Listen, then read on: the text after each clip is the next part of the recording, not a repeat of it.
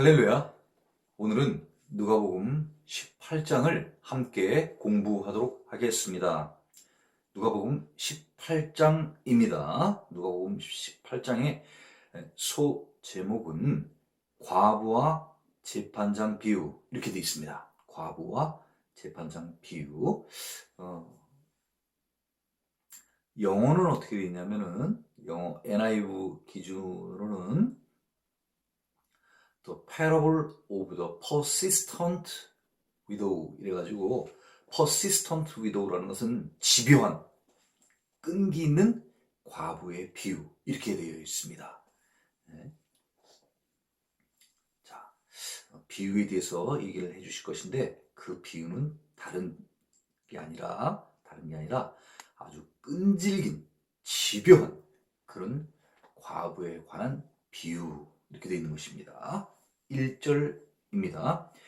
예수께서 그들에게 항상 기도하고 낙심하지 말아야 할 것을 비유로 말씀하여 바로 이 비유의 목적에 대해서 1절에 나와 있습니다. 예수께서 그들은 바로 누구냐 하면요. 앞에 나와 있는 누가복음 17장 22절에 나와 있는 또 제자들에게 이르시되 계속해서 연결이 되고 있습니다. 예수께서 제자들에게 항상 기도하고 낙심하지 말아야 할 것을, 그러니까 기도도 항상 하여야 되고 낙심하지 말아야 되는 것, 그죠? 그것도 항상 낙심하지 말고 살아야 되는 것이라는 것을, 이것이 바로 목적입니다. 목적. 그 목적을 비유를 통해 한번 다시 설명을 해주시겠다는 것입니다. 그래서 이 비유는 과연 어떤 것에 관한 비유인가? 1절에 그 비유를 하고자 하는 목적을 정확히 밝혀놓고 있습니다. 2절입니다. 이르시되, 예수님께서 말씀하시는 거죠. 이르시되 어떤 도시에 하나님을 두려워하지 않고 사람을 무시하는 한 재판장이 있는데, 이렇게 되어 있습니다. 자, 이 재판장은 도대체 그럼 어떤 재판장인가? 보면은 뒤에 6절에 예수께서 이 불의한 지금 이 재판장에 대해서 어떠한 재판장이라고 예수님께서 규정하신 그 표현이 있는데, 그 표현은 바로 무엇이냐면 불의한 재판장이라고 표현해 놓으셨습니다. 그러니까 지금 여기에 2절에 나와 있는 이 재판장, 하나님을 두려워하지 않고 사람을 무시하는 한 불의한 재판장이 있는데, 이렇게 보시면 되는 거죠. 이 재판장이 하나님을 두려워하지도 않고 사람을 무시하는 그런 재판장이 되는 거죠. 그래서 아마도 이 사람이 하나님을 두려워하지 않는다는 것을 보면은 아마 이 사람이 이방인이지 않았을까 하는 이런 그 주석가들의 어떤 그 의견이 있는데, 아마 이 사람은 아마 이 당시가 로마의 식민지 시대인 만큼 지금의 이 시대의 이 재판장들도 돈을 받고 임명되어진 이런 재판장들이 이 당시에 굉장히 많았던 것입니다. 그러니까 돈을 내고 재판장이 되게 되면은 어떠한 문제들이 있게 되냐면은 자기가 돈을 주고 산 그 재판장이기 때문에 자기가 들인 돈을 그만큼 벌어들여야 되는 거죠. 그래서 재판을 하면서 옳고 그른 것을 판정해야 되는 게 재판장의 당연한 임무임에도 불구하고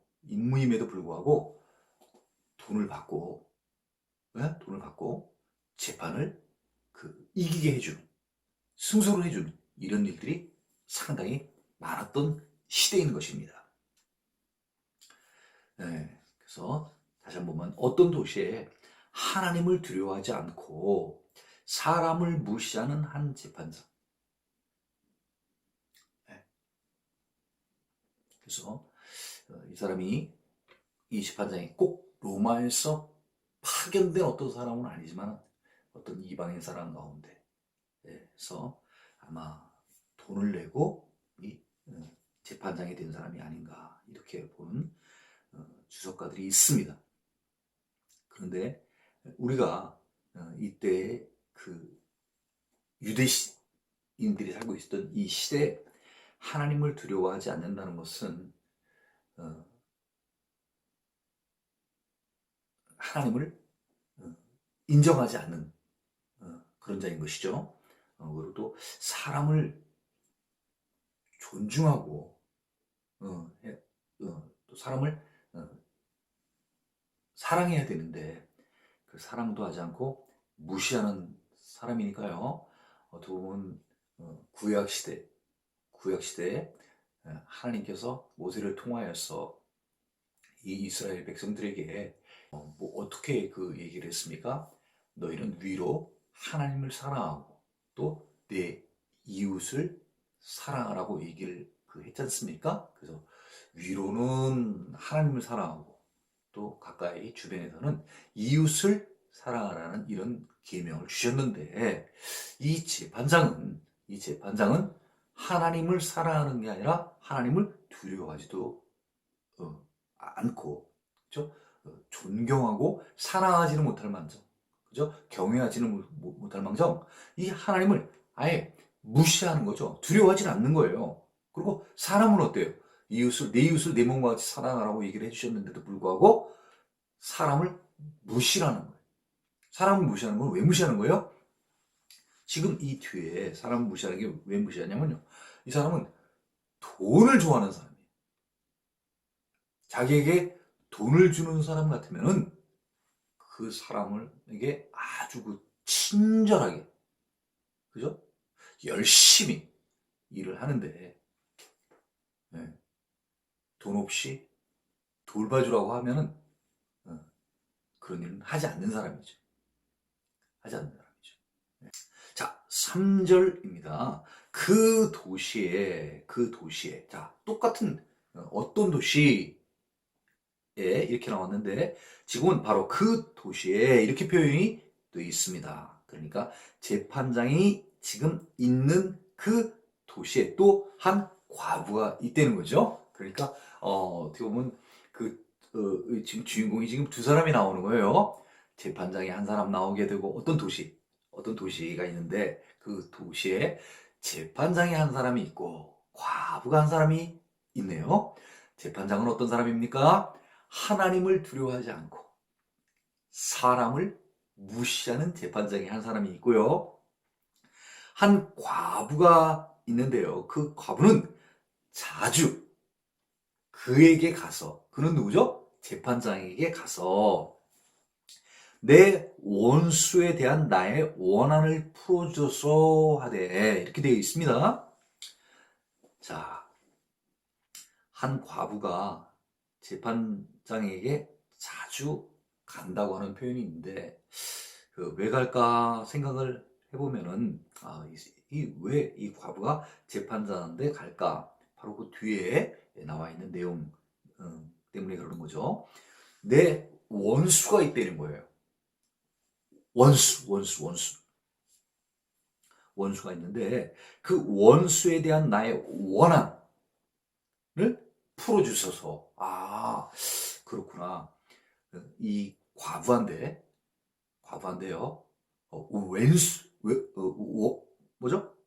원수 이렇게 돼 있는데, 우리 지방 사투리 표현에 의하면은 왼수 이렇게 얘기를 하잖아요. 그러니까 왼수는 어떤 사람과 왼수지간이 되려면 어떤 사이가 되어 왼수지간이 되는 거예요. 나한테 아주 지독한 나를 무시하는 것뿐만 아니라 왼수됐다고 하는 것은 나의 어떤 물질적인 것을 갖다가 뺏어간 그런 경우들. 그죠? 내가 갖고 있는 것을 어떤 뺏어가서 나를 망가지게 한. 그죠? 나를 굉장히 어려운 상태에 처하게 한 사람. 그러니까 뭐, 그래서 이 원수지간이 되게 되는 것은 분명히 내가 어떤 사람으로부터 굉장히 심각한 치명적인 공격을 받았다는 것을 알 수 있는 거죠. 그래서 내가 그 사람을 잊지를 못하는 거예요. 잊을 수가 없죠. 내가 그만큼 큰 피해를 받았기 때문에. 지금 주변에 아무 도와줄 사람이 없나 봐요. 그러니까 과부가 이 스스로 재판장한테 가는 거예요. 자꾸 재판장을 찾아가가지고 선처, 그렇죠? 부탁을 하는 거예요. 요새로 따지면 소원하고 간구하는 거예요. 예? 내 청을 좀 들어달라는 거죠. 내 부탁을 좀 들어달라는 거예요. 나 지금 억울하게 지금 내가 피해를 입었습니다. 내 왼수한테. 예? 그러니까 내가 이거 도저히 내 이거 화가 나가지고 이게 화가 나가지고 내가 참지 못하겠다. 내 그 원한을 갚아달라는 거예요. 내 그 힘든 그 물질적인 어떤 손해 이런 것들을 다시 풀어달라는 거예요. 다시 회복시켜 달라는 거예요. 나 다 잃었다는 거예요. 그 사람한테. 잃은 거에 대한 것을 다시 회복시켜 달라는 거예요. 네. 그렇지 않고는 살아갈 길이 없는 거예요, 과부는. 자, 그래서 내 원수에 대한 나의 원한. 이 원한이 누구로부터 말미암은 겁니까? 왼수로부터 말미암은 거예요. 이 왼수가 나를 그렇게 힘들게 했으니 그것을 좀 풀어주십시오 하는 것은 다시 회복시켜 주십시오 하는 그런 말과 같은 말이죠. 자, 4절입니다. 그가 얼마 동안 듣지 아니하다가 후에 속으로 생각하되 내가 하나님을 두려워하지 않고 사람을 무시하나. 자, 이 재판장이요. 이 과부가 찾아갔어요. 재판장님, 저 이래 해서 제가 제 왼수 같은 사람들이 나를 아주 속이고 나를 힘들게 해서 내 갖고 있는 것들을 잃었습니다. 그러니 재판장님, 제가 지금은 아무 물질이 없어서 재판장님한테 뭘 어떻게 좀 드릴 수 없는 이런 경제적으로 어려운 상황입니다만은 재판장님, 내 좀 이 불쌍한 이 안타까운 이 상황을 좀 참작하셔서 저를 다시 제 왼수로부터 저의 빼앗긴 것을 좀 다시 좀 찾아주시겠습니까? 네.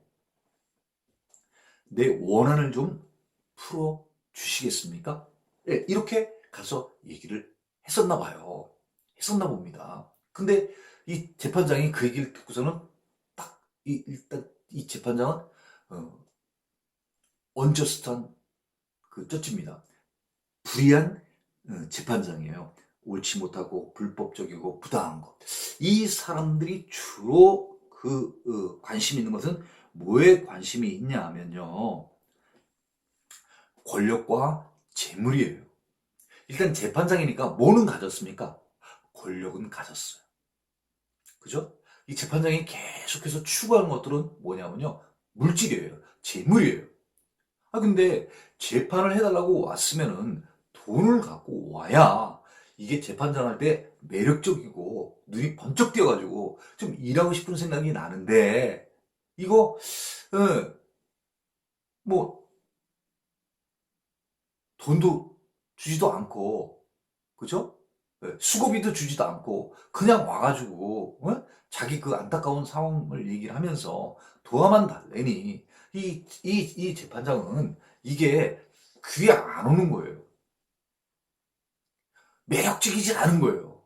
이게 돈벌이가 좀 되면은 열심히 일하고 싶은 생각이 있는데, 이거 뭐 맡아봐야, 들어올 것도 없고, 예?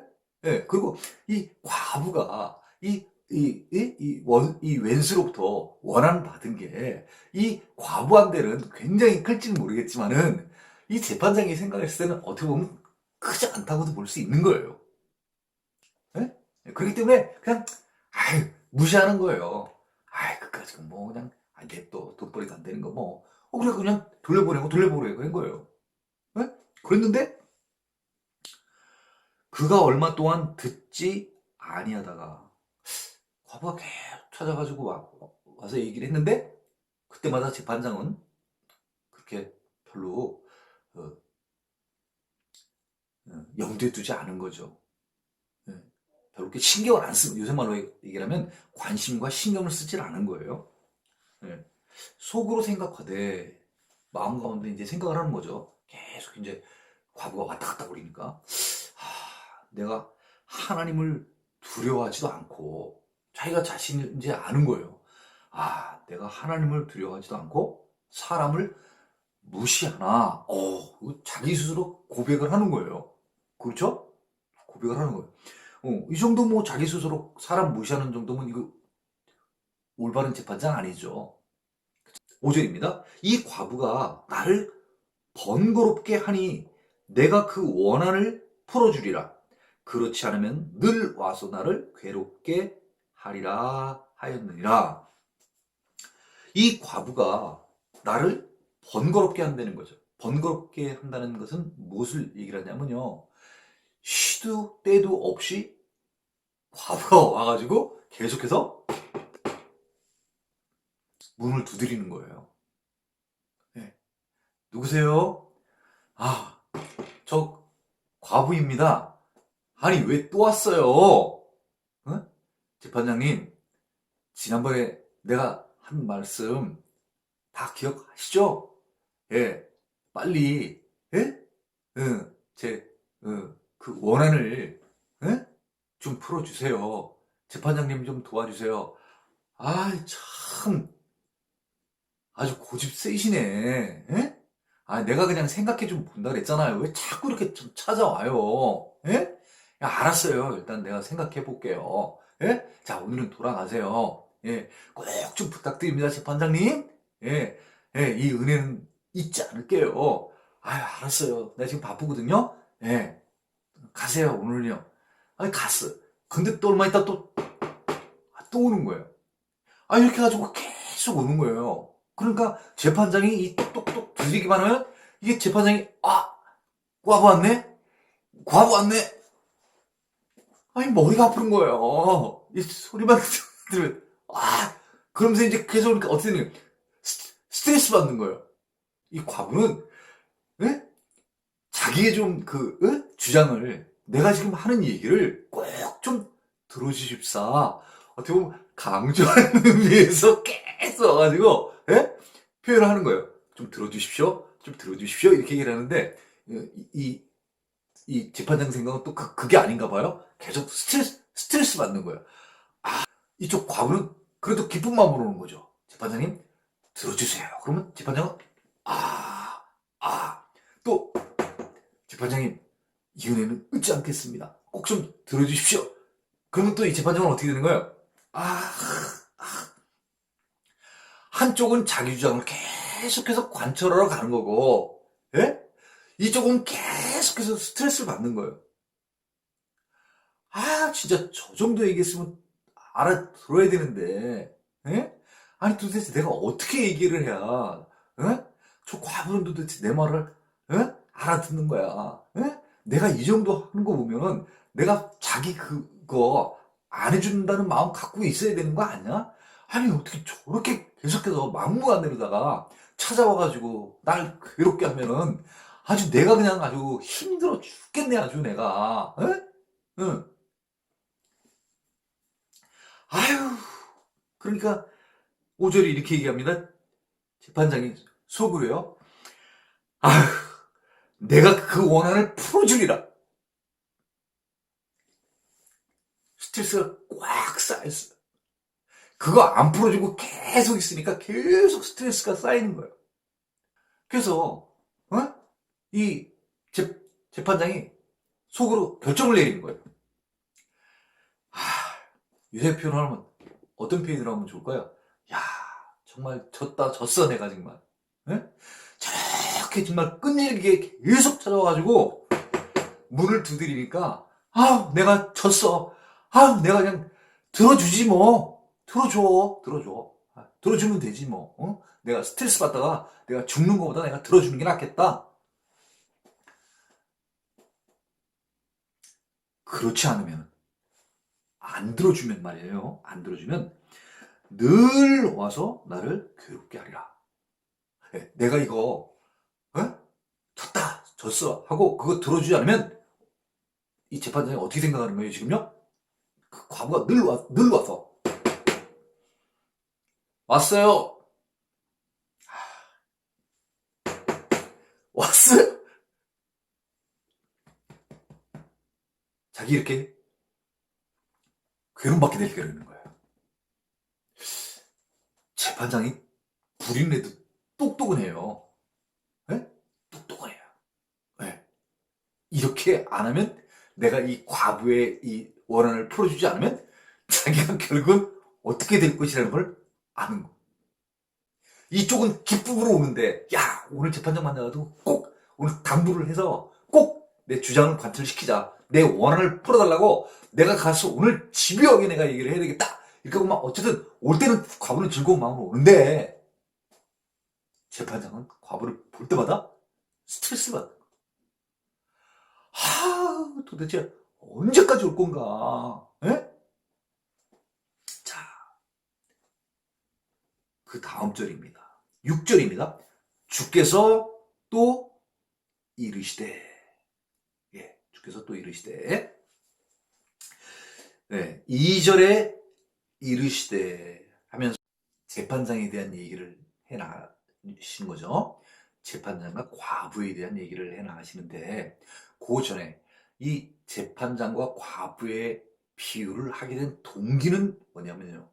잊지 말아야 될 게요. 왜 예수님께서 이 비유를 하게 되셨는가? 그것은 말이에요. 항상 기도하고 항상 낙심하지 말아야 할 것. 왜 항상 기도를 해야 되고 왜 항상 낙심하면 안 되는 것인지 그것을 예수님께서 얘기를 하려고 지금 이 재판장과 과부의 예를 들어서 설명을 해주고 있는 것입니다. 자, 6절이네요. 또 주께서 이르시되, 다시 이제 예수님께서 얘기를 해주시는 거예요. 자, 불의한 재판장이 말한 것을 들으라. 불의한 재판장이 도대체 뭐라고 얘기를 했는데요. 이렇게 얘기를 했어요.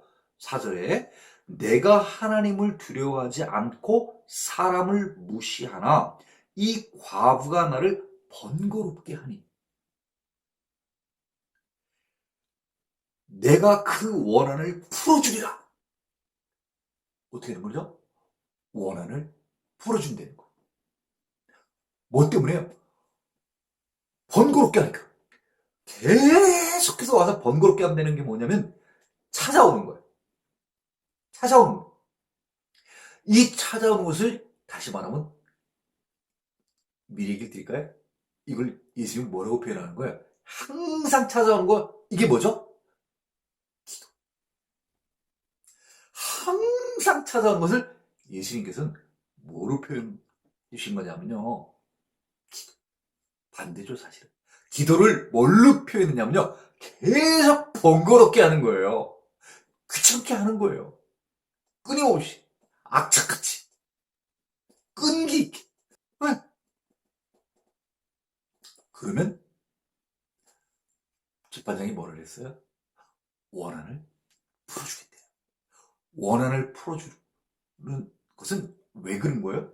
원래 재판장이 선하기 때문에 선에서 과부가 원한을 갖고 그렇게 고통을 받았다고 하면 당연히 내가 해줘야지. 이래서 해주는 게 아니란 얘기죠. 뭐 때문에 해주는 거예요? 계속해서 번거롭게 하니까. 쉽게 귀찮게 하니까 이 귀찮음 때문에 원한을 풀어주게 되는 거예요. 이거 아시겠죠? 귀찮게 하기 때문에 원한을 풀어주시게 되는 거예요. 주께서 또 이르시되 불의한 재판장이 말한 것을 들으라. 불의한 재판관이 한 결론이 뭐예요? 과부가 귀찮게 하니까, 번거롭게 하니까 원한을 풀어주리라. 7절입니다. 하물며 하나님께서 그 밤낮 부르짖는 택한 자들의 원한을 풀어주지 아니하겠느냐? 그들에게 오래 참으시겠느냐? 하물며 그 재판장 어떤 재판장이 되는 거예요? 불의한 재판장. 옳지 않아. 옳은 재판장 같으면 이렇게 안 한다는 거예요. 네? 네. 심지어 불의한 재판장도 이렇게 끈질기게 가가지고 귀찮게 졸르면은 원한 풀어주면 될 거 아니야. 원한 이렇게 생각을 하는데 하물며 이제 비유의 이 비유를 말씀하신 이제 하나님의 본 뜻을 얘기해 준 거예요. 하물며 하나님께서 밤낮 부르짖는 택한 자들 누구예요? 택한 자들 하나님께서 사랑하시는 자들이죠. 택한 자들은 하나님께서 사랑하시는 거예요. 왜 이스라엘을 하나님께서 택하신 거죠? 사랑이기 때문에. 왜 하나님께서 이스라엘을 사랑하시는 거죠? 하나님께서 택하셨기 때문에. 다시 말하면 택한 것과 사랑하는 것은 같은 의미인 거예요. 그렇게 보면 여기에 밤낮 부르짖는 택하신 자들은 누구예요? 밤낮 부르짖는 하나님을 사랑하는 자들. 아까 여긴 뭐라 그랬어요? 하나님을 두려워하지 않는 데잖아요. 근데 여기는요, 어떤 거예요? 그건 아까 비유고, 이쪽에서 계속해서, 아까는 재판장한테 귀찮게 하잖아. 근데 하나님과 우리 사이에 있어서는 그거를 귀찮다라고 표현하지 않고요. 항상 어떻게 하는 거예요? 부르짖어 기도하는 거예요. 원한 풀어주세요. 원한 풀어주세요. 이렇게 하는 기도하는 것처럼 자기의 원하는 것을 계속해서 끈질기게 항상 기도하는 거예요. 기도하는 거예요. 낙심하지 않고. 자, 항상 기도하고 항상 낙심하지 말고 계속해서 하나님께 부르시는 거예요. 그러면요, 하나님께서는 이 택한 사랑하는 자들, 그 사랑하는 자들의 원한, 빼앗긴 것, 그런 것들, 잃어버린 것들,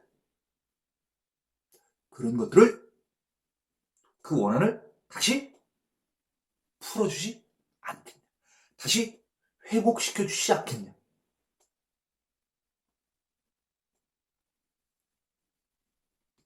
회복시켜 주시죠. 네, 발의적인 표현은 나왔습니다만 그 말은 무슨 얘기예요? 원한을 풀어주지 아니하시겠느냐? 풀어줄게. 그들에게 오래 참으시겠느냐? 오래 안 참아. 이렇게 얘기를 하신 거예요. 하나님은 뜻을 굳힌 거예요. 주께서, 예수님께서는 뜻을 이미 밝히신 거예요. 원한을 풀어주겠다는 거예요. 오래 참지 않으시겠다는 거예요. 8절입니다. 내가 너희에게 이르는 또 예수님께서 그 제자들에게 비유를 통하여서 얘기를 하셨고, 이제 본격적으로 하시고 싶은 말씀을 이제 하시는 거예요. 자, 내가 너희에게 이르노니 속히 그 원한을 풀어 주시라. 네. 아까 그 재판장은 계속해서 와서 문을 두드렸는데도 한동안 끔찍도 않고 있다가 나중에 마지못해서 그 재판장이 원한을 풀어주겠다고 했지 않습니까? 그렇지만 이 예수님께서는요, 속히 그 원한을 풀어주시겠다는 거예요. 그러나, 그러나, 이 그러나가 좀 심상치가 않죠? 그죠? 이 그러나는 무슨 뜻을 내포하고 있나요? 어떤 반대적인 의미를 갖고 있을 때 우리는 그러나, 그죠? 이런 표현을 쓰지 않습니까? 내가 속히 올 거야. 내가 속히 올게. 그렇지만, 그러나, 인자가 올 때, 아까 재판장이 속으로 생각을 하잖아요.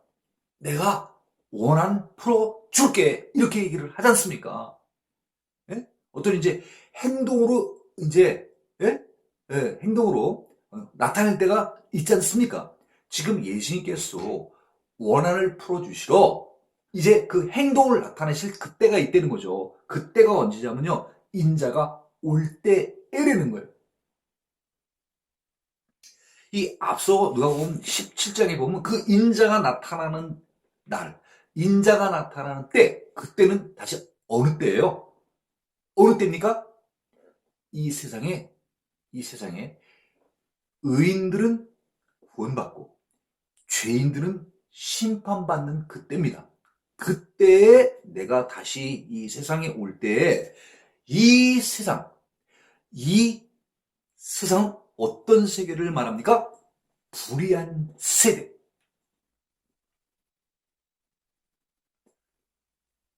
그 예수님이 다시 오시는 그 시대에는요, 지금 이 불의한 재판장처럼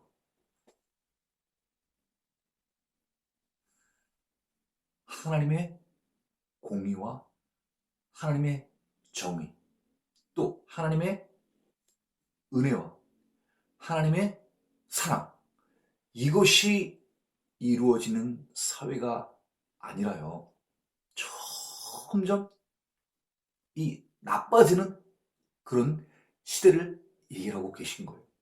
불의가 판치는 시대,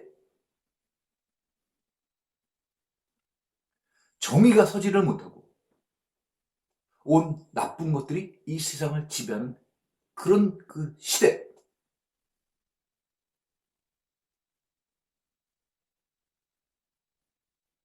하나님의 백성, 예수 그리스도를 믿는 자들이 점점점 옛날 표현으로 왕성하여서 번성하여서 온 세상이 복음화가 되어지는 그런 세상이 아니라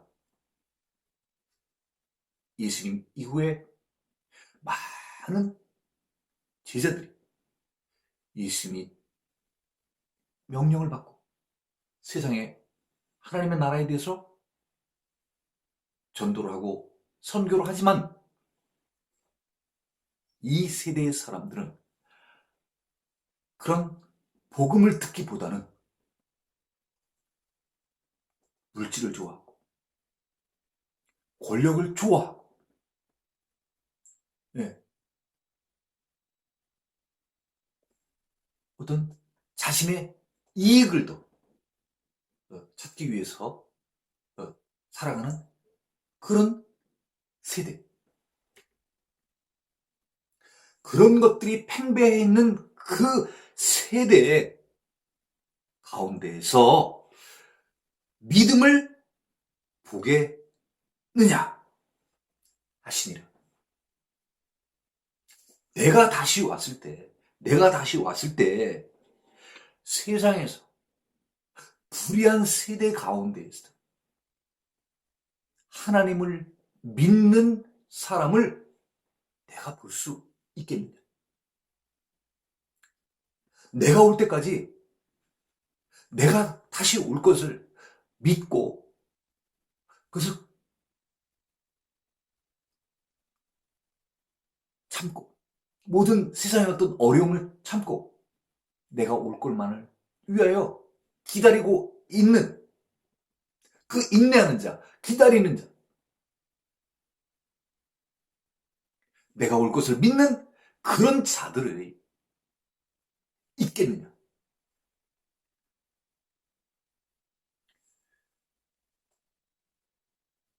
이 제자들, 예수님이 승천하신 이후에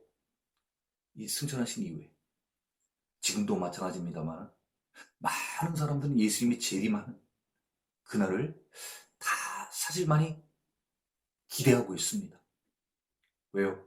예수님이 다시 오실 때 예수님을 믿는 자들은 우리는 바로 다 구원받기 때문에 우리는 그날이 오는 것이 우리에게는 큰 축복인 것입니다. 네. 그래서 예수님께서는 우리가 그 예수님이 다시 오실 그날을 기다리면서 또 세상에 많은 복음을 전하면서 살아가기를 원하시지만 오늘날 이 세대는 주변에 많은 불의한 것들로 말미암아 내 신앙을 온전히 지키기가 정말로 힘듭니다. 많은 악한 것들이 우리 주변에서 우리를 노리고 있습니다. 우리가 넘어지기를 간절히 바라고 우리를 넘어뜨리려고 하는 자들이 많이 있습니다. 이단의 세력들이 있습니다. 사이비의 세력이 있습니다. 또 이슬람 세력이 있습니다. 우리는 지금 이 시대에도 우리가 영적으로 싸워야 될 많은 존재들이 상존하고 있는 그런 세대인 것입니다. 이러한 세대 가운데서 오직 주님 다시 오실 날을 기다리면서 우리는 흔들리지 말고 믿음 가지고 주님 반드시 오셔. 그리고 그 주님은 말씀하신 것처럼 속히 오실 거예요. 그러면서 우리는 항상 기도를 해야 된다. 얘기죠. 재림의 주님을 기다리면서 세상 가운데서 실족하지 말고 낙심하지 말고 절망하지 말고 누가 뭐래도 주님은 재림하셔. 그 재림 때 나는 반드시 구원받아. 그래서 끈질기게 집요하게 이 세상의 모든 나쁜 것으로부터 삶 가운데서 승리하고 극복하기를 바라는 예수님의 그 목적이 바로 1절에 나와 있는 것입니다. 그러면서 특히 중요한 것은 뭐냐면 8절의 말씀입니다. 그러나 인자가 올 때에 세상에서 믿음을 보겠느냐? 예수님 다시 오실 때 그것이 언제인지는 모르지만 그 예수님이 다시 오셨을 때 우리는 그 예수님을 바라고 기다리고 있는 자가 되어야 될 것입니다.